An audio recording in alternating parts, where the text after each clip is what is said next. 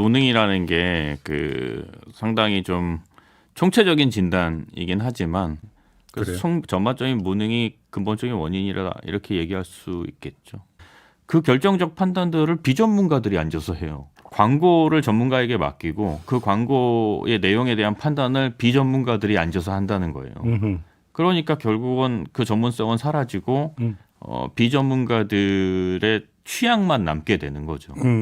의도가 개입된 그 결과물이라고 봐야죠. 이 성과가 국민적 성과라든지 혹은 여야를 뛰어넘는 국가적 성과로 가져갔었어야 되는데 네. 중간중간 계속해서 대통령의 성과로 만들려는 노력이 있었고 그렇다고 봐야겠죠. 물론 이게 무능이라는 게 상당히 좀 총체적인 진단이긴 하지만 뭐 전반적으로 이런 상황까지 올 때 동안 국가의 이 프로젝트의 컨트롤 타워가 전혀 예상치 못했던 거 아니에요.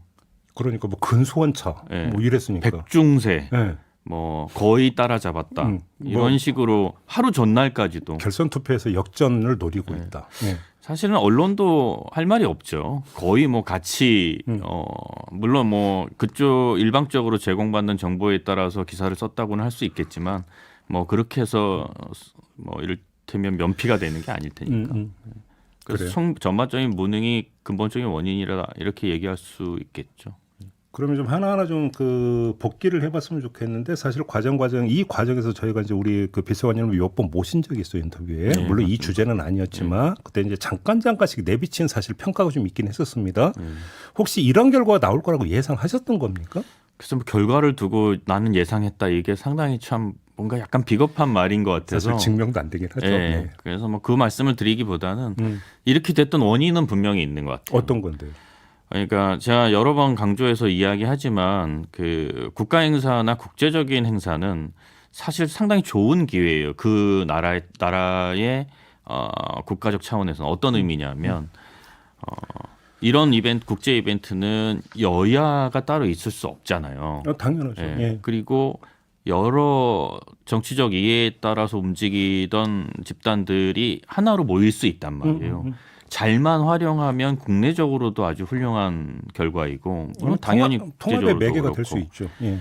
근데 한국 사회에서 그렇게 인력풀이나 인재풀이 넓지 않은데 이번 엑스포 유치 과정을 보면 지역적으로는 부산에 그리고 정치적으로는 여당 혹은 보수 편향 인사들로 전체적인 판이 짜진 거예요. 그러니까 유치 실무 작업을 하는 그렇죠. 실무자뿐만 아니라 전문가들을 초빙하는 과정도 그렇고. 그러니까 가뜩이나 사람들이 부족하고 흔히 이야기하는 인재나 능력자들이 부족한데 그것을 다시 또 그런 지역적이고 정치적인 이유로 분할해서 사용했다는 게 일단 근본적인 원인 중에 하나라고 보고요. 혹시 그 말씀에 우리 비서관님도 포함이 될 수 있을까요? 저는 공개적으로 비공개적으로 여러 번 관련해서 의견을 구했을 때 의견을 주기도 했지만. 예. 그러니까 의견 구하는 그 얘기가 있었습니까? 들어왔었습니까? 그럼요. 물론 이제 직접적으로 한 게 아니라 그 일의 실무를 담당하는 다른 여러 조직이나 혹은 회사들을 통해서 연락이 온 거긴 하지만 뭐 그런 제안이 있었을 때 제가 직접 그 일을 하진 않았지만 제 의견과 여러 가지를 아이디어를 드렸던 적은 있었어요. 물론 그대로 하지 않았습니다. 하나도. 조언을 줬는데 네. 실천한 건 하나도 없다. 네. 제가 보니까 그대로 한 건 하나도 없는 것 같고 어쨌든 그게 첫 번째 이유라고 볼 수 있고요. 두 번째는 이게 조금 결정적이기도 한데 우리나라는 특히나 요즘 이렇게 보면 전문가들을 부르기는 해요. 그러니까 이번에도 전문가가 없었던 건 아닐 거 아니에요. 네. 전문가를 불러서 여러 다양한 의견을 구하고 혹은 행사들을 기획하는 것이나 이번에 PT 같은 것도 맡기지만 그 결정적 판단들을 비전문가들이 앉아서 해요. 누구를 그러니까 지금 지칭하시는 겁니까? 뭐 기본적으로는 이 프로젝트의 최고 책임자라고 할 수 있는 장성민 씨 같은 경우가 아마 대표적인 경우겠죠. 그러니까 제 말씀은 꼭 어떤 특정인에 대한 이야기라기보다는 어떤 분위기를 이야기하는 건데요. 광고를 전문가에게 맡기고 그 광고의 내용에 대한 판단을 비전문가들이 앉아서 한다는 거예요. 그러니까 결국은 그 전문성은 사라지고 비전문가들의 취향만 남게 되는 거죠. 그게 이번 오차 PT의 결과라고 생각해요. 바로 그 얘기였으니까 그 마지막 PT가 지금 상당히 논란이 되고 있잖아요. 어떻게 평가하세요? 내용적으로는 사실은 구색을 갖추긴 했어요. 이를테면 시선을 잡아끄는 셀럽들을 갖다가 배치하기도 했고 또 반복적인 메시지를 통해서 투표 직전에 사람들의 마인드를 세팅하려고 했고 그러니까 사실은 문법적으로는 틀린 게 아닌데 네. 전반적으로 보자면 일반 국민들의 평가가 가장 정확하죠. 촌스럽다. 오래된 것 같다. 싸이의 강남 스타일이 언제적인데 그렇죠. 뭐 이런 지적이 네. 나왔잖아요. 그리고 이제 이건 비교를 통해서 이제 볼 수 있는데 사우디가 같은 시간에 PT를 여성 연사들로만 쭉 채웠잖아요. 저는 그 장면을 보면서 이거는 누가 봐도 국제사회에서 이 오차 PT라는 것이 모든 이 엑스포의 결정을 하는 건 아니라고 생각해요. 그러니까 엑스포 유치의 최종적인 결정에서 가장 유효한 어떤 카드는 아니었다고 봐요. PT로 결정되는 건 아니라는 바로 말씀이에요. 그 점인데 마지막 PT가 좀 문제가 있었다라고 말씀하셨는데 근데 그러면 그게 우리한테 올 표가 떨어졌거나 더 왔어야 되는데 그것 때문에 안 왔다 혹시 이렇게도 연결이 될 수 있는 아니 거죠? 저는 그렇게 생각하는 그것까지는 편은 아니다. 아니에요. 예. 그 PT나 그다음에 사전 행사들은 예. 우리가 얼마나 준비가 됐는지 그다음에 사람들에게 때로는 감성적으로 예. 그리고 때로는 논리적으로 설득하는 하나의 과정일 뿐이지 그것으로 성패가 결정되지는 않는다고 생각해요. 운동회로 따지면 응원전 정도인 거죠. 그러면 그 마지막 PT도 결국은 최종 단계에서 비전문가가 결정을 내린 결과물이다 혹시 이렇게 보세요? 저는 100% 그렇다고 봅니다. 100%? 애초에 초안이 그렇게 짜여졌을 리가 없고요. 만약에 초안이 그렇게 짜여졌다면 그 일을 맡은 회사라든지 혹은 그 사람을 전문가라 할 수 없고 이것은 정무적 판단과 의도가 개입된 그 결과물이라고 봐야죠. 어떤 의도가 거기 개입될 수가 있어요? 거기 보면 맨 마지막에 한덕수 총리부터 우리 쪽 연사들의 구성과 배치를 보면 알 수 있고요. 그다음 그 사이사이에 들어갔던 영상과 그 영상의 내용들을 봐도 알 수 있죠. 예, 그렇다. 하나만 더 여쭤보면 결과는 119대 29인데 아까도 잠깐 얘기했지만 박빙이다. 결선 투표 가면 뒤집을 수 있다는 이야기가 나왔다는 것은 객관적 판세 분석이 안 됐다는 얘기잖아요. 과정에서. 그렇죠. 예. 그래서 어떤 지적이 나오고 있냐면 대통령이 너무나 여기에 전력을 기울이다 보니까 직언을 못했고 제대로 된 보고가 못 들어간 거 아니냐. 지금 이런 지적도 나오고 있는데 어떻게 보세요? 저는 그건 물려 있는 문제라고 생각해요. 그 전에 먼저 지적해야 될 거는 이 사태가 여기까지 온 중요한 배경 중에 하나는 이 성과가 국민적 성과라든지 혹은 여야를 뛰어넘는 국가적 성과로 가져갔었어야 되는데 네.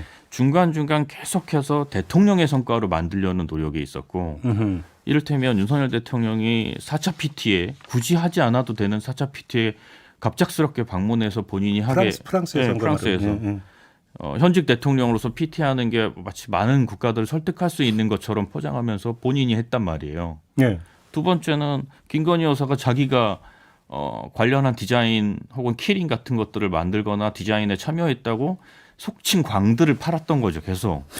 거기에 또 이번 마지막 PT에도 부산 갈매기나 뭐 이런 그 사람들이 이렇게 썩 좋게 보지 않는 장면들을 부산시의 요청으로 만들었다는 이야기도 있고 그런 여러 가지들을 종합해 봤을 때 전체 국민의 성과나 혹은 국가적 성과로 가져가야 할 것들을 정치적 이해에 따라서 본인들의 성과로 가져가고 싶어하는 노력들을 계속 해왔단 말이에요. 네.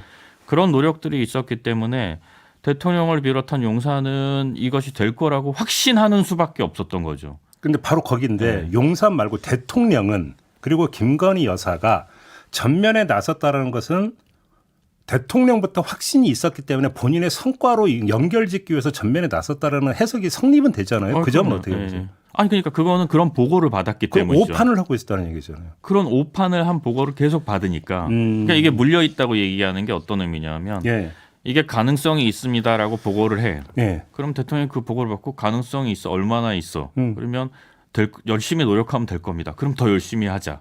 이렇게 된 거겠죠. 네. 그러면 그 더 열심히 하라는 지시가 현장 공무원한테 떨어진 거고 현장 공무원은 위에서 열심히 하라니까 이게 뭔가 이유가 있구나 하고 더 열심히 했겠죠. 네. 그러면 다시 열심히 한 그 결과를 대통령께 또 보고하는 거고 그러니까 자기들만의 상상과 망상에 빠져서 이 결과까지 오게 된 거라고 봐야죠. 그 유치 자문을 맡았던 김희태 부산대 교수, 김 교수가 어떤 말을 했냐면 실패 원인을 사우디의 왕권 강화를 위한 비전 2030, 5.1머니 금권 투표, 우크라 전쟁과 미중 갈등 이런 것들을 나열을 했거든요. 어떻게 평가하세요? 그러니까 지고 나서 구질구질하게 보이려면 저렇게 얘기하는 거예요. 그래요? 이거는 성패가 분명하잖아요. 졌으면 진 거고 네. 왜 졌는지를 잘 따져보는 게 중요한데 그것을 남의 탓 혹은 뭐 전 정부 탓 뭐 이렇게 한다면 근데 사실 금권 같은 경우도 충분히 예상됐던 바고 우크라이나 전쟁과 미중 갈등은 이건 상수였던 거죠. 물론이죠. 그리고 이 모든 조건들 하에서 이 유치전에 뛰어든 거기 때문에 예.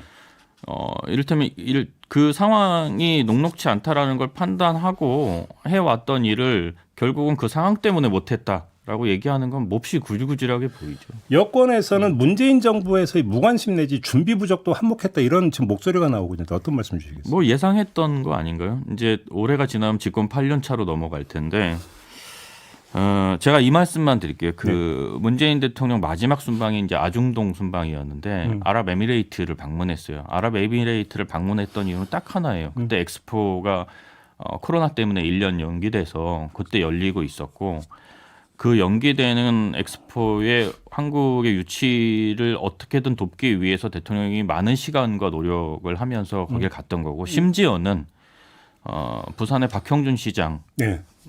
입장도 다르고 뭐 여러 가지 달랐지만 박형준 시장도 초청해서 거기 현장에서 한국 간 개관 행사, 그다음에 그 주간국의 개관, 그다음에 심지어는 고생들 한다면서 대통령이 예정에 없던 오찬까지 그 현지에서 준비했던 기억이 있는데 네. 이제 와서 뭐 전 정부 탓을 하겠다면 얼마든지 하시는데 근데 저는 이 말씀 좀 드리고 싶은 게 앞으로도 전 정부 탓을 하고 싶다면 그냥 중요한 국가 행사를 맡겨주세요. 그러면 성공하는 것으로 보답해드리겠습니다. 알겠습니다. 마지막 질문을 이걸 드려야 될 것 같아요. 뭔가 정부의 뭐 오판이든 무능이든 이것과는 별개로 부산 시민들의 상실감 참 크지 않겠습니까? 그리고 이제 그거는 당연히 위로를 드려야 되는 이야기라고 생각을 하고 그래서 다시 뭐 재도전 여지도 사실을 타진을 해봐야 되는 거잖아요. 재도전을 한다면 똑같은 실수를 되풀이하지 않기 위해서 어떻게 해야 된다고 생각하십니까? 제가 그 하는 다른 사적인 프로젝트 때문에 오사카 유치단에 있었던 분과 이야기를 한 적이 있어요. 오사카는 실제로 이제 엑스포를 유치했죠. 그분 말씀 중에 제가 좀 그 인상 깊었던 것은 저희 유치 과정을 이렇게 이야기하면서 나눴던 이야기 중에 하나는 부산이 준비됐다는 게 중요한 게 아니다. 엑스포가 부산에서 무엇을 얻어갈 수 있는지 위주로 설명했다. 자기들은.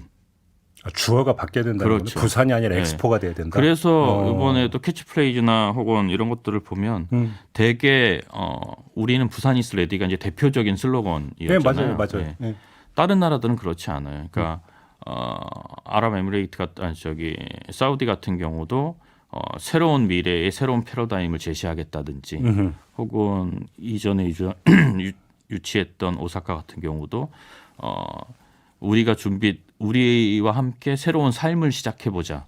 뭐 이런 식의 어떤 특정한 지역이나 그 지역의 특성을 알려서 여기서 해야 한다고 주장하지 않았더라고요. 주어가 우리가 되는 거군요. 네. 세계가 되고. 그렇죠. 그러니까 그쪽의 니즈가 뭔지를 좀 더 알아봐야 되고. 근데 다만 이제 저는 조금 다음번 도전에 훨씬 더 가능성이 있다는 건 있다고 생각하는 건 지금 언급하셨던 부산 시민들이나 혹은 우리나라 국민들이 제가 생각했던 것보다 훨씬 열망이 더 컸다.